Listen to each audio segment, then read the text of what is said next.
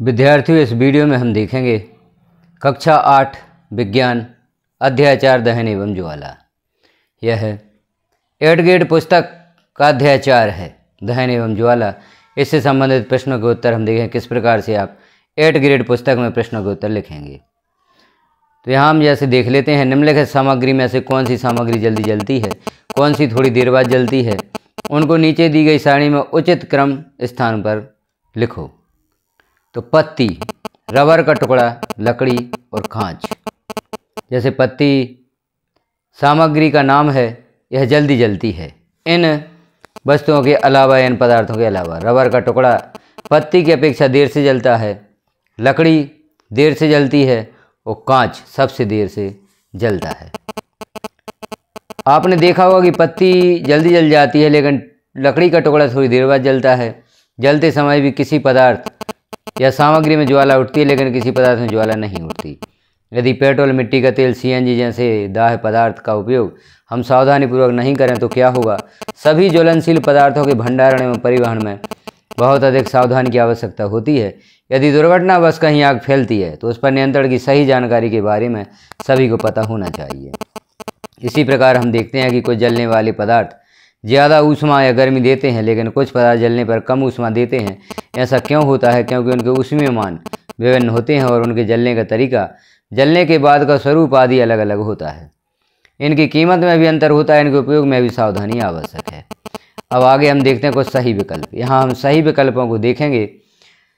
जैसे पहला प्रश्न है, निम्नलिखित में से ज्वलनशील पदार्थों के बारे में सही कथन का चयन कीजिए। तो यहाँ पर जो 4 विकल्प दिए गए, इनमें सही कथन होगा, इनका ज्वलन ताप निम्न होता है और आसानी से आग पकड़ लेते हैं। जलता हुआ ईंधन व ऑक्सीजन का संपर्क टूटने पर क्या होगा? तो आग पर नियंत्रण हो जाता है। जलता हुआ ईंधन और ऑक्सीजन का संपर्क जब टूटता है तो आग बुझ जाती है, आग पर नियंत्रण हो जाता है। चित्रानुसार कागज के 2 कप, पहले में पानी और दूसरा खाली लेकर मोमबत्ती की ज्वाला पर रखते हैं। तो दूसरा कप आग पकड़ लेता है, जबकि पहला कप जिसमें पानी है आग नहीं पकड़ता, बल्कि कप का पानी गर्म होने लगता है। पहला कप जो आग नहीं पकड़ता के संबंध में 2 कथन दिए गए हैं। कागज के कप को दी गई ऊष्मा चालन द्वारा जल में चली जाती है और जल की उपस्थिति में ताप कागज के ज्वलन ताप तक नहीं पहुंच पाता। उपर्युक्त दोनों कथनों में से सत्य हैं। केवल आ कथन सत्य है, केवल बा कथन सत्य है, या आ तथा बा दोनों कथन सत्य हैं। तो सही विकल्प होगा कथन आ तथा बा दोनों सत्य हैं। अम्लीय वर्षा हो सकती है LPG के जलने से, लकड़ी के जलने से, कोयले और डीजल के जलने से या गोबर के उपले जलने से। तो सही विकल्प होगा कोयले और डीजल जलने से। यदि ईंधन को जलाते समय पर्याप्त हवा ना मिले तो कौन सा खतरनाक प्रदूषक उत्सर्जित होगा? तो यदि ईंधन को जलाते समय पर्याप्त हवा ना मिले तो कार्बन मोनोऑक्साइड प्रदूषक उत्सर्जित होगा। अब नीचे दिए गए हैं कुछ रिक्त स्थान, तो रिक्त स्थान भरते हुए इन वाक्यों को हम देखते हैं। कुछ वाक्य यहाँ पर दिए गए हैं और उन्हें भरने के लिए शब्द भी दिए गए हैं। वह है ज्वलन ताप किलोजूल प्रति किलोग्राम कम और कार्बन डाइऑक्साइड। जैसे पहला रिक्त स्थान वाला वाक्य है, ईंधन के ऊष्मीयमान को किलोजूल प्रति किलोग्राम मात्रक द्वारा प्रदर्शित किया जाता है। लकड़ी को जलाने से पूर्व उसको ज्वलन ताप तक गर्म करना आवश्यक है। सबसे अच्छा अग्निशामक कार्बन डाइऑक्साइड है।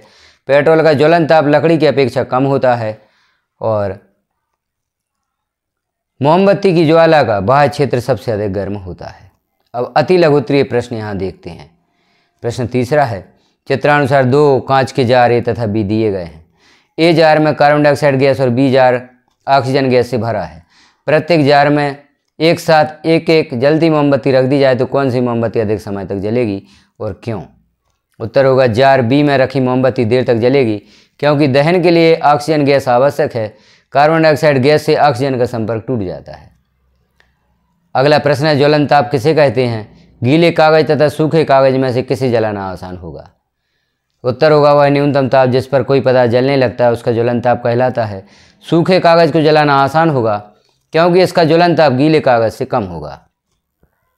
अगला प्रश्न है, उन परिस्थितियों को लिखिए जिनके अंतर्गत दहन क्रिया होती है। तो दहन के लिए जो आवश्यक परिस्थितियां वह निम्नलिखित हैं: ईंधन, वायु या ऑक्सीजन और ज्वलन ताप।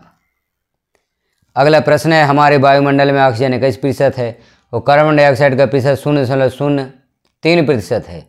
यदि दोनों के प्रतिशतों को आपस में बदल दिया जाए तो पर्यावरण पर क्या प्रभाव पड़ेगा? लिखिए।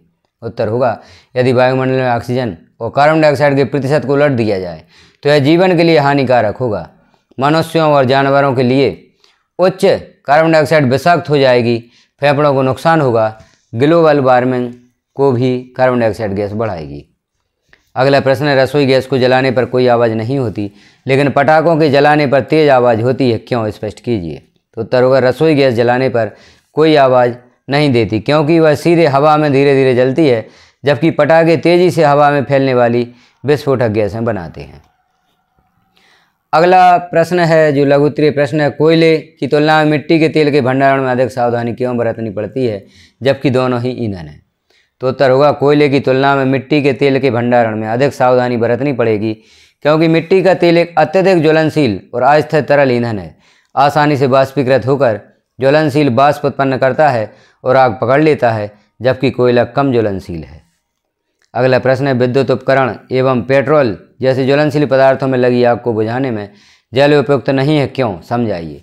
आप इस आग पर नियंत्रण पाने के लिए क्या करेंगे? उत्तर होगा विद्युत उपकरणों में लगी आग बुझाने के लिए जल उपयुक्त नहीं है क्योंकि जल विद्युत का चालन कर सकता है और आग बुझाने वाले को हानि हो सकती है।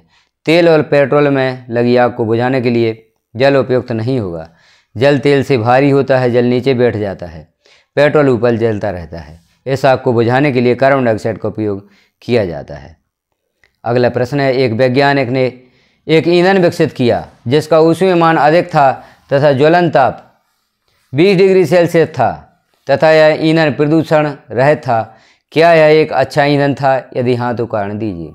अच्छे ईंधन की विशेषताएं होती हैं अधिक ऊष्मीयमान, ज्वलन ताप कम होना तथा प्रदूषण रहित होना, इसलिए यह एक अच्छा ईंधन है।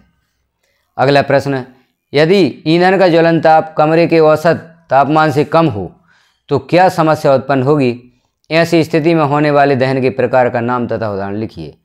तो उत्तर होगा यदि ईंधन का ज्वलन ताप कमरे के औसत तापमान से कम हो तो अचानक आग लग सकती है और ईंधन बिना बाहरी गर्मी के ही जलना शुरू कर देगा। इस प्रकार के दहन को स्वस्फूर्त दहन कहा जाता है, जैसे सोडियम। अगला प्रश्न, ईंधन के रूप में लकड़ी का उपयोग करना हानिकारक क्यों होता है? कारण लिखिए। लकड़ी, कोयले जैसे ईंधन बिना जले कार्बन कण छोड़ते हैं। ये सूक्ष्म कण खतरनाक प्रदूषक होते हैं जो दमा जैसे श्वास रोग उत्पन्न करते हैं। अगला प्रश्न है जो दीर्घ उत्तरीय प्रश्न है, कारण स्पष्ट कीजिए। दहन के समय मोमबत्ती ज्वाला के साथ जलती है किंतु कोयला नहीं, क्यों? तो दहन के समय जो पदार्थ वाष्पित होते हैं वे ज्वाला के साथ जलते हैं। मोमबत्ती वाष्पित होकर जलती है इसलिए ज्वाला का निर्माण होता है। इसके विपरीत लकड़ी का कोयला वाष्पित नहीं होता और कोई ज्वाला नहीं देता है, इसलिए यह ज्वाला के साथ नहीं जलता है। अगला प्रश्न है, कुछ ज्वलनशील पदार्थों को जलाना दूसरे ज्वलनशील पदार्थों को जलाने की तुलना में कठिन होता है, क्यों? तो उत्तर होगा कुछ ज्वलनशील पदार्थों को जलाना दूसरे ज्वलनशील पदार्थों की अपेक्षा अधिक कठिन होता है क्योंकि उनमें अलग अलग ज्वलन ताप होता है। जिस पदार्थ का ज्वलन ताप कम होता है वह जल्दी आग पकड़ लेते हैं। जिन पदार्थों का ज्वलन ताप अधिक होता है उन्हें जलाने के लिए अधिक ऊष्मा की आवश्यकता होती है। अगला प्रश्न है, निम्न पर टिप्पणी लिखिए। ताजमहल का रंग पहले की तुलना में पीला होता जा रहा है, इसके रंग परिवर्तन के क्या कारण हो सकते हैं? तो ताजमहल का रंग पहले की अपेक्षा पीला होने के निम्नलिखित कारण हो सकते हैं। पहला, अम्लीय वर्षा, यह सल्फर डाइऑक्साइड और नाइट्रोजन ऑक्साइड के कारण होती है। जीवाश्म ईंधन के जलने से निकलने वाली कालिक, धूल और यमुना नदी में पनपने वाले विशेष कीट जो हरे रंग का मल छोड़ते हैं। जो बा प्रश्न है, इसको प्रदूषित होने से बचाने के लिए आप क्या संभावित उपाय कर सकते हैं? तो ताजमहल को प्रदूषित होने से बचाने के लिए हम निम्नलिखित उपाय कर सकते हैं, जैसे प्रदूषण नियंत्रण, कड़े सुरक्षा उपाय और संरचनात्मक मरम्मत। इस प्रकार से जो 8 ग्रेड का आपका अध्याय 4 है दहन और ज्वाला, इससे संबंधित हमने कुछ प्रश्नों के उत्तर देखे। तो यह प्रश्नों के उत्तर आपको कैसे लगे कमेंट में एक बार अवश्य बताएं। यह प्रश्न बहुत ही सरल और आसानी से याद होने वाले हैं, तो आप एक कमेंट अवश्य करें प्रश्नों के उत्तर आपको कैसे लगे। चैनल को सब्सक्राइब नहीं किया है तो चैनल को सब्सक्राइब कर लें।